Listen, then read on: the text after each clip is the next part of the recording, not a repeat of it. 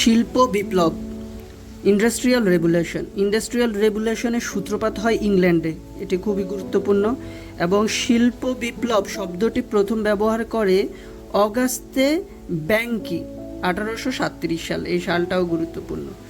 প্রথম শিল্প বিপ্লবের সময়কাল হচ্ছে 1750 থেকে 1850, এটি খুবই গুরুত্বপূর্ণ। উদ্ভব হয় পুঁজিবাদের, এই শিল্প বিপ্লবের ফলে পুঁজিবাদের উদ্ভব হয় এবং আবিষ্কৃত হয় বাষ্পীয় ইঞ্জিন 1784 সালে। দ্বিতীয় শিল্প বিপ্লব, এর সময়কাল হচ্ছে 1870 থেকে 1914 সাল, আবিষ্কৃত হচ্ছে বিদ্যুৎ।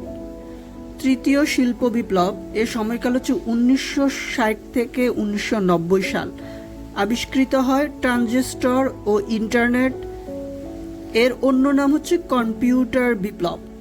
চতুর্থ শিল্প বিপ্লব অর্থাৎ 4IR, ফোর্থ ইন্ডাস্ট্রিয়াল রেভলিউশন, এটা খুবই গুরুত্বপূর্ণ, এটা থেকে অসংখ্য প্রশ্ন আসে বারবার, অর্থাৎ এটা ভালো করে পড়বেন। চতুর্থ শিল্প বিপ্লব শব্দটি প্রথম ব্যবহার করে স্কোয়াব 2016 সালে ফরেন অ্যাফেয়ার্স আর্টিকেলে এবং দ্য ফোর্থ ইন্ডাস্ট্রিয়াল রেভলিউশন গ্রন্থে।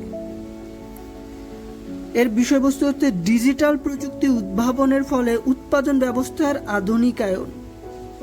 এর অপর নাম হচ্ছে ডিজিটাল বিপ্লব, অর্থাৎ 4IR এর অপর নাম হচ্ছে ডিজিটাল বিপ্লব।